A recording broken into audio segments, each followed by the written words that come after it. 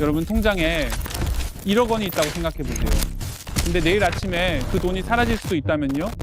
믿기 어려우시죠? 2023년 7월이었어요. 대한민국 전역에서 수조원이 단 며칠 만에 증발했거든요. 새마을 금고 뱅크런 사태요. 여러분은 그때 어디 계셨어요? 지금 이 순간에도요. 전국 1,300개 금고 중에 절반 이상이 적자를 기록하고 있어요. 여러분 동네 금고는 과연 안전할까요? 오늘 저희가 1조 7천억 원이라는 숫자의 진짜 의미를 파헤쳐 볼 거예요. 그리고 여러분이 절대 호구가 되지 않는 방법도 알려드릴게요. 먼저 질문 하나 던져볼게요. 1조 원이 얼마인지 체감이 되세요? 단군 할아버지가 고조선을 건국한 이래로 매일 100만 원씩 써도 아직 원금이 남는 금액이에요. 새마을금고가 단 1년 만에 기록한 순손실이요. 정확히 1조 7,382억 원이에요. 창립 60년 역사상 처음 있는 일이에요. 2023년까지만 해도 860억 원 순이익을 냈었거든요. 근데 불과 12개월 만에 마이너스 1조 7천억으로 곤두박질 쳤어요. 도대체 무슨 일이 벌어진 걸까요? 잠깐 여기서 멈춰 볼게요. 여러분이 이 영상을 끝까지 보시면요. 전문가들도 쉽게 말 안 하는 5가지 생존 수칙을 얻으실 수 있어요. 구독이랑 알림 설정 지금 해두세요. 2025년 상반기에 서울 지역 금고 228곳을 조사했어요. 결과가 충격적이었거든요. 163곳이 적자였어요. 절반이 넘는 거예요. 여러분이 매일 출근길에 지나치는 그 동네 금고 있잖아요. 두 곳 중에 한 곳은 지금 빚더미 위에서 간판만 걸고 있다는 뜻이에요. 그러면 서민들이 꼬박꼬박 저축한 수십조 원의 돈은 대체 어디로 사라진 걸까요? 누가 횡령이라도 한 걸까요? 범인은 따로 있었어요. 부동산 프로젝트 파이낸싱이요. 그 중에서도 브릿지론이라는 이름의 시한폭탄이었어요. 브릿지론이 뭔지 쉽게 설명해 드릴게요. 아파트 짓기 전에 땅 사고 인허가 받아야 하잖아요. 그 사이에 필요한 단기 고금리 대출, 그게 바로 브릿지론이에요. 문제는 이거예요. 인허가가 안 나거나 땅을 다 못 사면요. 빌려준 돈이 그냥 공중 분해돼 버려요. 담보로 잡을 것도 마땅치 않고요. 2020년, 2021년 기억하세요? 자고 일어나면 아파트 값이 1억씩 오르던 그 미친 시절이요. 새마을금고도 그 도박판에 뛰어들었어요. 시중은행들이 이건 너무 위험해라면서 발 뺄 때요. 새마을금고는 이자 많이 준다니까 라면서 불나방처럼 달려들었어요. 브릿지론 잔액 중에 제2금융권이 차지하는 비중이 무려 80%에 육박해요. 대형 은행들이 피한 폭탄을 새마을금고가 고스란히 떠안은 셈이에요. 2022년 하반기에 금리가 확 치솟고 부동산 시장이 꽁꽁 얼어붙었잖아요. 전국 건설 현장이 멈췄어요. 미분양이 속출하고 시행사들은 줄줄이 파산했고요. 인천의 한 금고 사례를 볼게요. 2024년 상반기에 31억 원이었던 자본이요. 하반기에 19억, 그리고 1년 만에 9억 원으로 쪼그라들었어요. 3분의 1 토막이 난 거예요. 온라인에서는 섬뜩한 농담이 떠돌았어요. 90% 이자 감면이라고? 그건 감면이 아니라 떼인 거지. 여러분은 아직도 에이, 설마 내 돈이 사라지겠어? 라고 생각하세요? 여기서 잠시 시간을 되돌려 볼게요. 1963년 5월 25일이에요. 경상남도 산청군 생초면. 한국전쟁이 끝난 지 10년, 국토는 여전히 황폐했어요.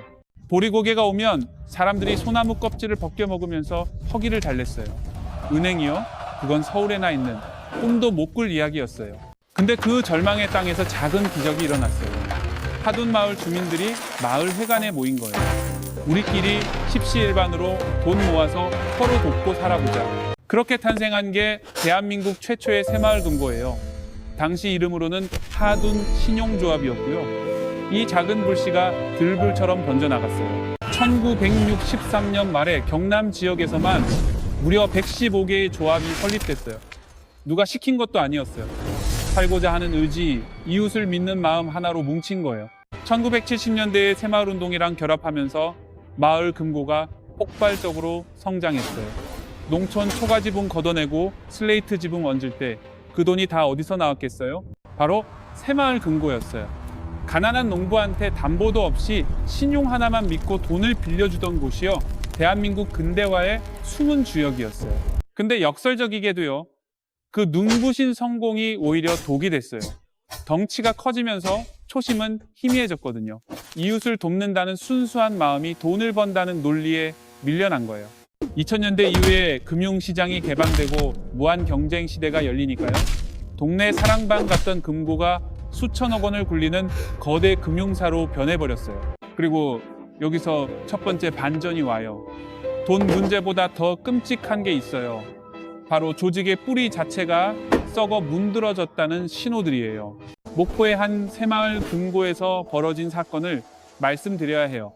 이 이야기는 듣기 불편하실 거예요. 하지만 여러분이 돈을 맡긴 곳에 진짜 모습을 알 권리가 있어요. 한 직원이 있었어요. 그분은 코로나에 걸렸다는 이유로 이사장한테 불려갔어요. 8분 동안 무려 60차례의 구타가 이어졌어요. CCTV에 고스란히 녹화됐고요. 두꺼운 서류철로 머리를 내리치고 코를 잡고 흔들고 주먹으로 위협했어요. 그건 훈육이 아니었어요. 인간이 인간한테 할 수 있는 가장 야만적인 폭력이었어요. 동료들의 증언은 더 충격적이었어요. 사람을 노예처럼, 개처럼 다뤘다. 매일같이 욕설이랑 폭행이 이어졌다. 피해자분은 퇴사한 후에도 트라우마를 이기지 못했어요. 결국 그분은 극단적인 선택을 하셨어요. 한 사람의 인생이, 한 가족의 행복이 잘못된 권력 아래서 처참하게 부서진 거예요. 21세기 대한민국에서, 그것도 서로 돕자는 걸 모토로 하는 서민 금융기관에서 왜 이런 일이 벌어지는 걸까요? 답은 새마을 금고의 이상한 지배 구조에 있어요. 시중은행은 본점이 있고 전국 지점들이 중앙의 통제를 받잖아요. 근데 새마을 금고는 달라요. 각각의 금고가 독립된 법인이에요. 목포 새마을 금고랑 서울 강남 새마을 금고는요, 이름만 같지 사실상 완전 남남이에요. 이 구조 속에서 각 금고의 이사장은 작은 왕국의 왕이 되는 거예요. 인사권, 대출 승인권, 예산 집행권까지 엄청난 권력을 혼자 휘둘러요. 견제하는 장치요? 사실상 없어요. 한번 당선되면 오래오래 자리를 지키는 경우가 많고요. 직원들 입장에선 이사장, 눈밖에 나면 밥줄이 끊기는 거예요. 따기를 맞아도 입 다물 수밖에 없는 구조가 만들어지는 거죠. 이게 일조 적자 뒤에 숨겨진 더 끔찍한 진실이에요. 이제 여러분 머릿속에 한 가지 질문이 떠오를 거예요. 그래서 내 돈은 안전한 거야, 아닌 거야? 이 질문에 답하려면요, 먼저 뱅크런의 심리를 이해해야 해요. 뱅크런은 경제학의 문제가 아니에요. 심리학의 문제예요. 딱 죄수의 딜레마 상황이거든요. 잠시 생각해 보세요. 만약에 모든 예금자가 우리 금고는 안전해라고 믿고 돈을 안 찾는다면요, 그 금고는 절대 망하지 않아요. 유동성에 문제가 생길 리가 없으니까요. 근데 누군가 딱 한 명이 불안하다면서 돈을 빼기 시작하면 이야기가 달라져요. 옆집 철수 엄마도 뺐대. 나만 가만히 있다가 내 돈만 묶이는 거 아니야? 이 의심이 퍼지는 순간이요, 합리적인 사람이 가장 비합리적인 선택을 하게 돼요. 다 같이 무너지는 대규모 인출 사태. 그게 바로 뱅크런이에요. 2023년 7월의 악몽이 딱 그랬어요. 남양주 동부지점 부실 소식이 전해지자마자 전국에서 수조 원이 썰물처럼 빠져나갔거든요. 이건 금고의 재정 상태 때문이 아니었어요. 불신이라는 전염병 때문이었어요. 멀쩡한 금고들도 덩달아 피를 흘렸어요. 네티즌들이 말하는 호구라는 단어 속에는 슬픈 이야기가 담겨 있어요. 과거 저축은행 사태 때 정부 말만 믿고 가만히 있다가 평생 모은 돈 날린 분들의 절규욕, 학습된 공포예요. 정부가 괜찮다고 할 때가 가장 위험할 때다. 이 말이 대한민국 금융 소비자들 머릿속에 깊이 박혀 있어요. 그래서 사람들이 조금이라도 위험 신호가 보이면 가차없이 돈을 빼는 거예요. 똑똑한 뱅크런이요, 이걸 누가 뭐라고 할 수 있겠어요? 여기서 두 번째 반전이에요. 2025년 9월에 드디어 예금자 보호 한도가 5천만 원에서 1억 원으로 올랐어요. 무려 24년 만의 변화예요. 분명 좋은 소식이에요. 예전에는 1억 원 가진 분들이 귀찮게 두 곳에 나눠 넣어야 했잖아요. 이제는 한 곳에 넣어도 보호받아요. 근데 여기에 함정이 있어요. 여러분이 꼭 알아야 할 부분이에요. 시중은행은 나라에서 운영하는 예금보험공사가 책임지거든요. 새마을금고는 달라요. 새마을금고중앙회가 자기들끼리 모은 돈으로 돌려막는 구조예요. 나라가 직접 보증하는 게 아니에요. 물론 법적으로 나라가 돈을 빌려줄 수 있다는 조항이 생기긴 했어요. 근데 만약에 엄청 큰 뱅크런이 터져서 중앙에 돈도 바닥난다면요, 나라가 나서긴 하겠죠. 근데 돈 돌려받기까지 몇 달에서 몇 년이 걸릴 수도 있어요. 그동안 여러분 생활비는 어디서 나와요? 1억까지 보호된다는 말은요, 언젠가는 돌려준다는 뜻이지 당장 ATM처럼 뽑을 수 있다는 뜻이 아니에요. 이건 최후의 안전벨트지 브레이크가 아니에요. 자, 이제 여러분이 기다리던 순간이에요. 전문가들이랑 내부 관계자들한테 들은 조언을 모아서 만든 절대 생존 수칙 5가지를 공개할게요. 첫 번째 수칙이에요. 여러분, 금고의 성적표를 확인하세요. 가장 기본인데 가장 안 지키는 수칙이에요. 금고 가서 사은품 휴지 몇 개 더 주는지는 따지면서 정작 성적표는 안 보시더라고요. 지금 당장 새마을금고 홈페이지나 MG더뱅킹 앱을 켜세요. 경영 공시 메뉴를 찾으세요. 복잡한 숫자는 다 필요 없어요. 딱 하나, 경영 실적 등급만 확인하세요. 1등급, 2등급이면 안심하셔도 돼요. 3등급이면 주의가 필요해요. 새로 가입하는 건 참으세요. 4등급, 5등급이면요, 뒤도 안 돌아보고 인출하세요. 위험해요. 2024년 말 기준으로 서울 금고 중에 상당수가 3등급 이하로 떨어졌어요. 여러분, 금고가 3등급 이하라면요, 그 0.1% 이자 더 받으려다가 원금을 통째로 날릴 수 있어요. 두 번째 수칙이에요. 2가지 숫자만 기억하세요. 고정이하여 신비율이랑 연체 대출금 비율이에요. 이름은 어렵지만 개념은 간단해요. 고정이하여 신비율부터 볼게요. 3개월 넘게 연체돼서 사실상 못 받을 돈의 비율이에요. 이게 8%를 넘으면 위험 신호예요. 어떤 금고는 10%를 훌쩍 넘기기도 해요. 연체 대출금 비율은요, 전체 대출 중에서 이자가 밀리고 있는 비율이에요. 5%가 마지노선이에요. 10%가 넘으면 그 금고는 이자 수입이 반토막 났다는 뜻이에요. 하나 더 있어요. 유동성 비율은 무조건 100% 이상이어야 해요. 고객이 내 돈 내놔라고 했을 때 당장 줄 수 있는 현금이 얼마나 있느냐는 거거든요. 세 번째 수칙이에요. 1억 원 보호의 함정을 알아두세요. 앞서 말씀드렸듯이 보호된다는 건 언젠가 돌려준다는 뜻이에요. 당장 필요한 생활비가 몇 달간 묶일 수 있어요. 그러니까 전 재산을 한 금고에 다 넣지 마세요. 최소한 3개월치 생활비는 언제든 뺄 수 있는 파킹 통장이나 CMA에 따로 두세요. 네 번째 수칙이에요. 계란을 같은 동네 바구니에 담지 마세요. 많은 분들이 A동 금고에 5천, 옆 동네 B동 금고에 5천 넣고 나는 분산했어 라고 안심하시거든요. 위험해요. 새마을금고는 지역 밀착형이라서요. 그 지역 부동산 경기가 죽으면 그 일대 금고들이 도미노처럼 같이 무너져요.